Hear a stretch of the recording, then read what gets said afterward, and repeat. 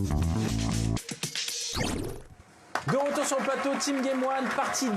On est en direct avec la rubrique high-tech d'Anfan qui nous a préparé une belle rubrique high-tech. Là, franchement, il y a des beaux produits sur le plateau. Et on commence tout de suite avec les iPhone 15.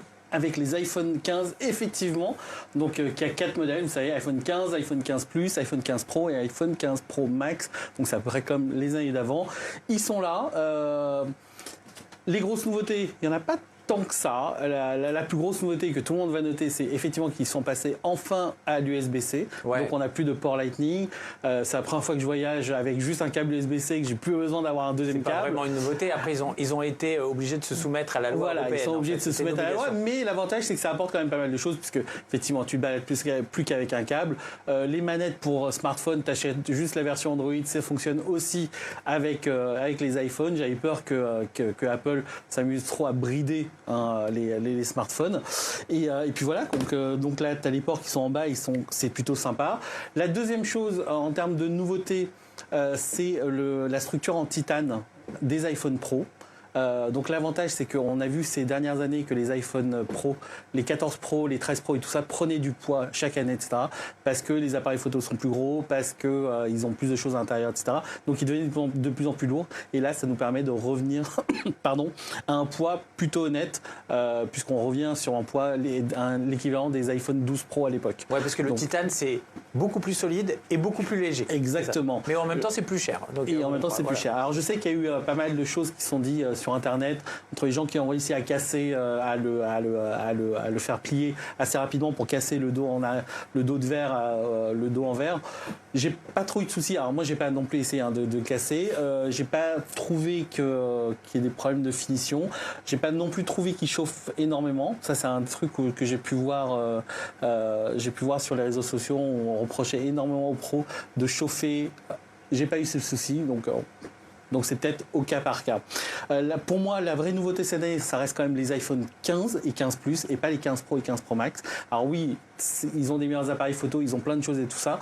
Sauf que l'avantage des iPhone 15, c'est qu'on récupère le processeur, la puissance des iPhone 14 Pro dans ce nouveau packaging avec le Dynamic Island, avec le nouvel écran, etc. Et je trouve ça beaucoup plus pratique. Voilà. Au niveau de l'écran, le Dynamic Island, pour vous expliquer, en fait, c'est une petite encoche qui est juste en haut, on a découvert sur les iPhone 14 Pro et qui vous permet d'afficher des informations. Tu peux avoir des notifications de but ou quand tu actives une musique sur Spotify, par exemple, tu vas avoir le petit logo de la musique qui va s'afficher et tout ça. Donc ça, c'est un truc, maintenant, c'est le standard chez Apple. C'est devenu le standard. On n'a plus d'encoche, on a le Dynamic Island, etc. Donc, en dehors de tout ça, on va retrouver toutes les nouveautés d'iOS 17, le fait de pouvoir échanger des cartes de visite rien qu'en approchant des smartphones. Ça, c'est du gadget. Mais la vraie information à retenir, c'est que pour moi, cette année, je conseille plus les iPhone 15 que les 15 Pro. Tout simplement parce que si vous n'êtes pas à fond sur la photo, parce que même les iPhone 15 sont très très bons en photo, donc si vous n'êtes pas à fond, vous n'avez pas besoin d'avoir le meilleur zoom du monde sur un appareil photo d'un smartphone, et bien l'iPhone 15 et l'iPhone 15 Plus suffira largement. Ça, c'est intéressant parce que sur les années précédentes, Anne nous disait souvent la version Pro, c'est la meilleure au niveau performance, c'est là où il y a les vraies nouveautés et tout ça. Là, cette année, tu nous dis plutôt l'inverse, tu nous recommandes plus la version standard, c'est-à-dire l'iPhone 15. Et en plus, en clair, on pose la question, je suis un consommateur chez Apple, j'ai déjà des iPhones, à quel moment tu recommandes de changer? C'est-à-dire à partir de quelle génération d'iPhone c'est bien de changer? Pour moi, l'idéal, ça s'adresse... Ceux qui vont changer, c'est ceux qui ont des iPhone 12, par exemple. Ouais, voilà, 12 3 générations, c'est parfait pour le changement. 13-14, ça vaut pas trop le coup parce qu'ils sont encore très performants. Il n'y a pas assez de nouveautés. Il n'y a pas assez de nouveautés pour ça. Si vous avez des problèmes de performance, la meilleure chose à faire, c'est de faire changer la batterie. Comme ça, on reset un peu la puissance au niveau des smartphones.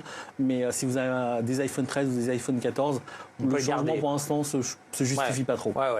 Si on est dans l'écosystème Apple, bien entendu, après tous ceux qui sont sur Android, ne changez pas, restez chez Android. Vous allez être très content comme ça. Donc on rappelle, ils sont déjà dispo depuis vendredi. Alors je crois qu'il y a des listes d'attente maintenant. Il y a un gros succès pour les smartphones, donc c'est pas facile de les avoir rapidement. Mais en tout cas, voilà, ils sont déjà dispo iPhone 15 et iPhone 15 Pro. On continue avec le Samsung. Samsung, comme tu as pu le voir là, donc j'ai amené quand même l'iPhone 15 Plus et l'iPhone 15 Pro Max, donc qui sont les grands smartphones chez Apple. Et moi, je suis un grand fan des grands smartphones, mais j'ai des petites poches.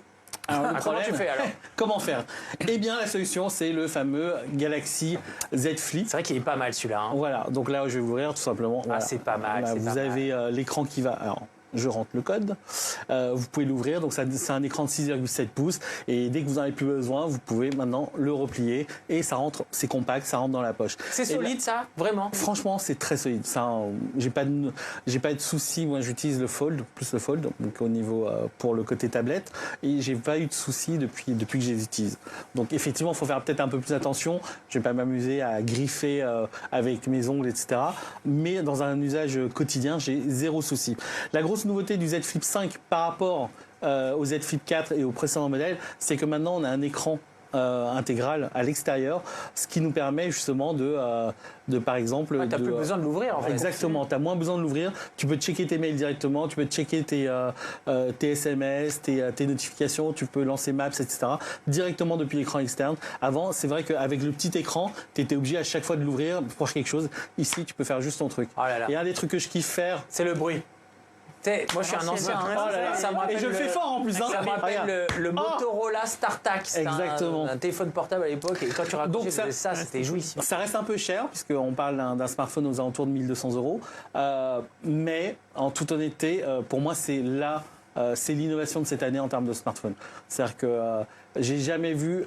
Ça faisait longtemps qu'on n'avait pas vu des smartphones qui fassent un tel wow effect chez n'importe qui. Ah mais j'avoue, il y a quelqu'un qui sort ça, c'est magnifique. Là, si je le donnais à Shivana, là, elle partirait direct. Tu peux quand même jouer avec. Repoudrer le nez. Bien sûr, tu peux jouer avec. C'est un smartphone avec un Snapdragon 8 Gen 2. C'est la dernière génération de smartphone, de processeurs pour Android. Donc ça fait tourner tous les derniers jeux comme Genshin Impact, Call of Duty Mobile, Diablo Immortals, etc. C'est vrai qu'il a un côté un peu féminin quand même, non? Mais il y a un petit miroir, il y a un petit miroir en plus. Derrière, ça fait un peu miroir. Ah, ça fait un peu miroir. Pour les poils de nez de Marcus. Ouais, c'est parfait. Je vais avec le. Mais moi, il me tente grave. Hein. Pour moi, c'est l'innovation de cette année. Celui qui m'a le plus marqué parce que chaque fois que je le prends en main, je fais putain, il est quand même cool quoi. Donc, et en photo, il est très bon aussi. Voilà. Et on continue avec The Monster. The Monster. The Monster, le prototype. Alors ça, c'est un produit qui n'est pas encore disponible. Exactement. On a le prototype ici sur le plateau grâce à Anfan. C'est exclusivité mondiale. Je vous ai amené ici en référence l'Asus ROG Ally.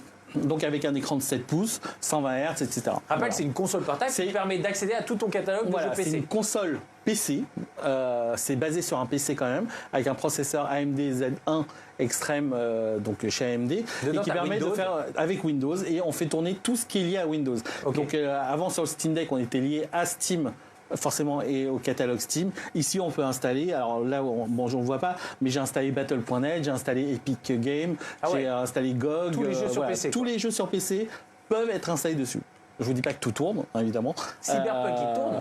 Cyberpunk tourne très bien, par exemple. Elden Ring tourne très bien. Armored Core 6 tourne très très bien.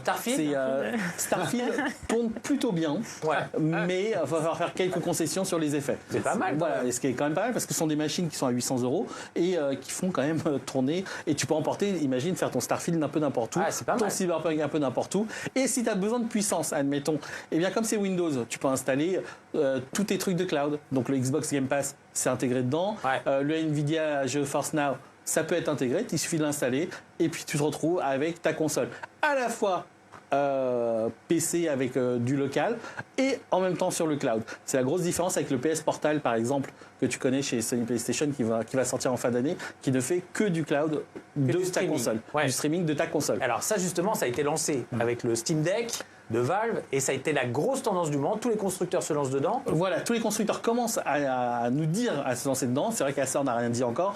Et le premier qui est arrivé après Asus, c'est Lenovo. Alors je vais le rallumer. Lenovo a annoncé durant l'IFA de cette année le Legion Go. Et regardez la différence. On se retrouve avec un écran de 8,8 pouces. Donc là, on a les 7 pouces. Là, on a 8,8 pouces.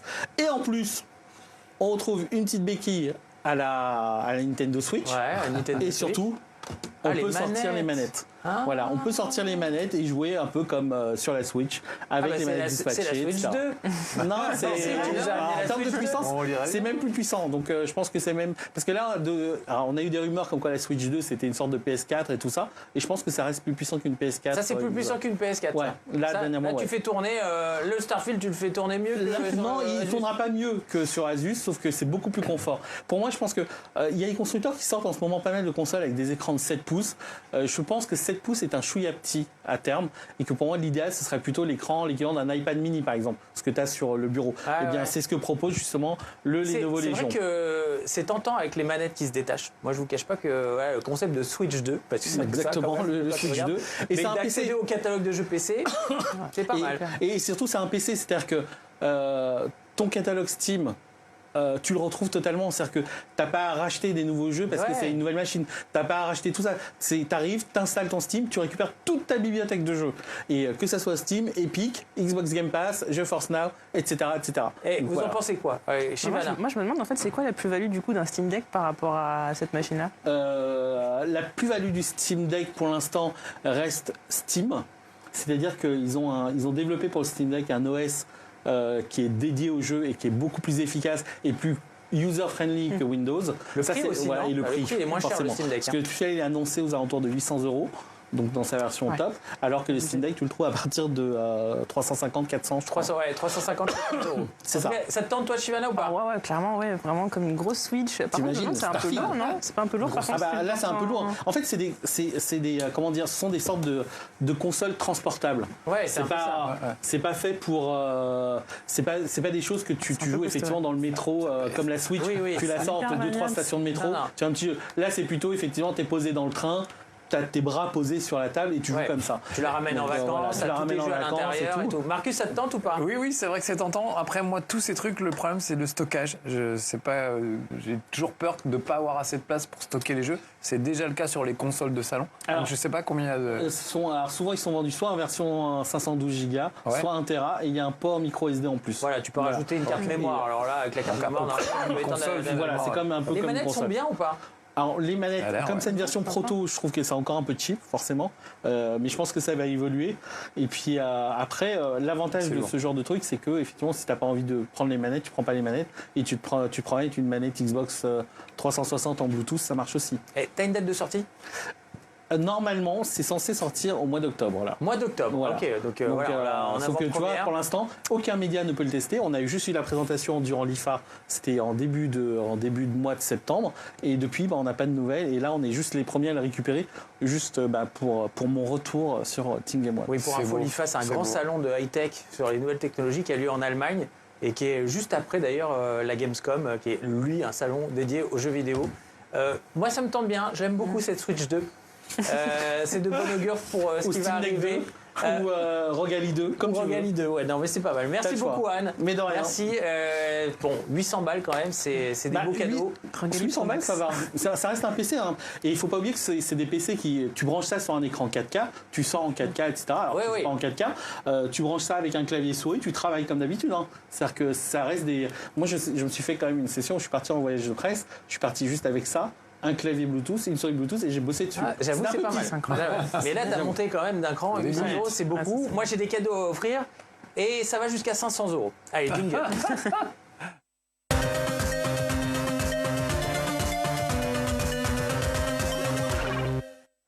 On va jouer Elf au Zero. défi Elf Zero sur le jeu F099 qui est sorti il n'y a pas longtemps sur Nintendo Switch. C'est un jeu qui est disponible pour tous les abonnés à l'abonnement Nintendo Switch Online. Il est gratuit si jamais vous avez l'abonnement. Le principe est simple. Vous jouez au fameux F0 qu'on a connu sur Super Nintendo avec 99 joueurs et le but c'est d'être le dernier survivant. On a bien sûr une échelle de cadeaux. Vous allez devoir jouer avec un téléspectateur. Vous allez jouer pour lui. Et dans l'échelle de cadeaux, je vous la montre. Oh, Si vous l'échelle de finissez cadeaux. entre Mais c'est pas possible. 99 et 70, Gérable. vous avez des oreilles d'elfe pendant toute l'émission. Si vous finissez entre la 69e place et la 40e place, vous faites gagner un jeu apéro. Si c'est entre la 39e et la 10e, c'est un jeu vidéo. Attention, top 9 et entre top 9 et top 2, c'est Nintendo Switch. Donc c'est quand même un gros cadeau. Et celui qui fait top 1, il fait gagner une PS5. On va appeler notre téléspectateur au téléphone C'est tout de n'importe suite. quoi. C'est pas n'importe quoi, tu peux faire gagner une PS5 à un téléspectateur. Non, mais c'est la courbe, elle est trop grosse. Dans un Non, elle est pas trop grosse. mais Attends, en répète, hier, il a fait top 1. Allô Les gens. Bah, qui reviennent pour jouer avec nous. Allô, allô Oui, envoie-le. Salut, comment tu t'appelles? Ça va arriver, on va se connecter. Voilà, ils se sentent. Salut, Guillaume, on me dit. Guillaume, c'est ça? Guillaume a déjà perdu Bon, tout en attendant, espoir. Voilà, normalement, Guillaume devait choisir. Je réponds même pas. On n'arrive pas à se Je réponds connecter, même mais pas. normalement, Guillaume devait choisir s'il allait jouer avec Shivana, Anne ou Marcus. Ah, on t'entend? Guillaume? Oui, allô, c'est moi, on m'entend? Ah, c'est bon, on t'entend, Guillaume. Ah, salut. Tu fais quoi dans la vie, Guillaume? Parfait. Je suis au chômage pour l'instant. Au chômage, tu cherches dans quoi? Comptabilité ou secrétariat. Ah, tu vas trouver rapidement ça. Comptabilité, il y a du taf, aucun problème pour toi. T'habites dans quelle région? À l'aise, dans le Gard. À l'aise dans le Gard, c'est sûr, tu vas trouver très prochainement, on te souhaite en tout cas. Guillaume, tu peux choisir quelqu'un qui va te représenter pour tenter de gagner un des cadeaux de l'échelle de cadeaux. Est-ce que tu veux Anne, Shivana ou Marcus? Je vais choisir Marcus. Allez Marcus, tu t'y colles. Tu es conscient N'hésite pas à l'encourager. du peu de Marcus, on va passer les manettes à Marcus. Marcus, tu vas jouer à F099. Sur un Tu écran. n'as qu'un seul essai. Je suis déjà mauvais à la Si maison, jamais voilà. tu perds dans les premières places, tu te tapes des oreilles d'elfe jusqu'à la fin de Bah, l'émission. amène-les tout de suite, parce que je Non, pense que... mais attends, il faut que tu joues pour les téléspectateurs. Tellement pas. Lance une partie, tu vas jouer avec 99 autres joueurs. Ok. Le but, d'être le dernier survivant. Tu peux faire gagner une PS5, tu peux faire gagner une Nintendo Switch. Guillaume, il est au chômage. Il vient de regarder Game One, il a envoyé des trucs, il a été voilà, sélectionné. Culpabilité en plus. Il est avec ses petits yeux, Vas-y. là, il regarde plein d'espoir. Et voilà. Donc Et- le but, c'est Ces espoirs vont être il faut anéantis. rester à la fin des 4 courses. Rester en vie à la fin des 4 courses. Là, il y a les joueurs qui sont en train de se connecter, les pilotes. 99 pilotes vont arriver dans le circuit. Il y en a 97 sur 99. On est presque Je peux au là. moins échanger de place avec Anne Fan pour avoir plus de recul sur Vas-y, l'écran. change de place. Ah, Vas-y, merci, vas-y, parce que change de sinon- place. Ah, parce que là, vraiment, on on change de place. C'est pas grave. Vas-y, on fait comme si on est à la maison. Pierre Boulet, notre réalisateur, va gueuler. Là, Ah oui, ça va mais c'est pas voter grave. pour le circuit. On On va va jouer gueuler sur comme à la Mute maison. City. Circuit plutôt facile. Attention, c'est parti. Mettez-nous un peu de son sur le jeu vidéo. C'est parti. Un bande de traits. Marcus, F099, un seul essai, une seule essai, course. allez donc. Il y a Allez. 4 tours. Prends-toi. Il faut Oh là que tu là arrives dans les premières places. Tu peux créer un moment épique dans cette émission. Un moment historique. Finir à la première place. Faire gagner une PS5. Faire mentir à tout le monde que non, tu n'es pas nul aux jeux vidéo. Tu peux aussi gagner. Attention, c'est parti. Marcus. Je veux pas Et dire, pour mais à l'instant. chaque fois qu'on a joué à un jeu 99, on était nuls. Hein. Non, Oui, une c'est fois vrai. on a fait gagner, c'était sur Fortnite. On a déjà fait gagner un gros cadeau sur Fortnite. Allez, pour l'instant, fois. 98 joueurs. Il y en a un qui ne s'est pas connecté, c'est bien pour Marcus. Là, tu recharges. Ah, c'est très bien. parti. Il reste encore 3 tours. Est-ce que Attention. 99e, il gagne quelque chose? Là, pour l'instant, tu es à la 90e place. Il faut remonter le circuit. Il faut essayer d'utiliser les boosts. Les boosts vont te permettre de doubler tout le monde. À tout moment, tu peux essayer d'expulser les adversaires. Vous voyez en haut à droite, il y a une jauge. Cette jauge, il ne faut pas qu'elle tombe dans le rouge. Si elle tombe dans le rouge, Marcus peut exploser à tout moment. Il ne finira pas la course. Et il terminera dans les places où il aura des oreilles d'elfe pendant toute l'émission. À gauche pour recharger.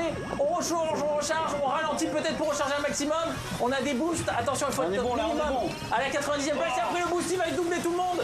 Attention, 76e place. Marcus qui peut tenter de faire gagner un gros cadeau à son téléspectateur. Guillaume, il est chez lui, il est au chômage, Guillaume. Il cherche du taf, mais il peut gagner une PS5 ou une Nintendo Switch.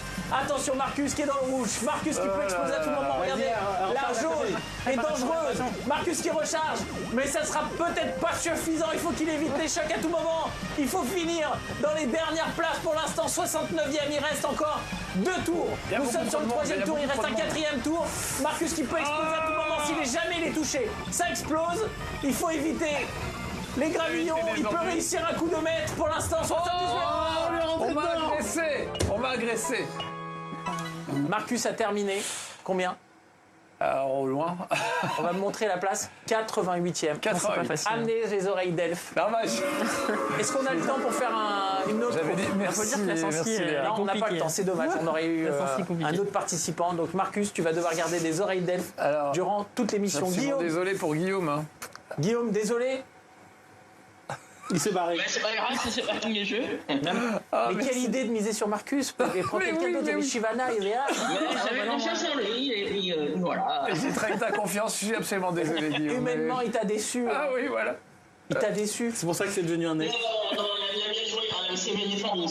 Bon, Ah, il est merci, sympa, c'est gentil. Il est sympa, il est C'est pas sympa. facile. Bon, on te fait des bisous. Guillaume, tu veux me faire une petite dédicace? Eh bien, tous ceux qui me racontent trans, c'est-à-dire à leur monde, mais c'est pas grave. Mais c'est pas grave, nous on t'écoute. Et Oui, c'est mais ça c'est l'essentiel. les gens On te qui fait des t'aiment, c'est bisous. ça qui compte. Et on te dit à très bientôt, Guillaume. Ciao. Ciao Guillaume, À désolé. très bientôt. C'est pas grave, merci. Marcus, je te le dis, tu vas garder les oreilles d'Elf. Et je Peut-être pense. durant Toute toute l'année. cette émission et peut-être pendant un mois. Parce que là, ce que tu as fait, c'est honteux. C'est-à-dire que tu es parti perdant. C'est-à-dire, c'est sûr que je vais perdre et tout ça. Et ça, j'aime pas ça.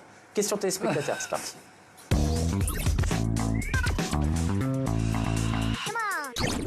Et on vous rappelle, on diffuse des animés. Mais alors attention, des animés haut de gamme sur Game One.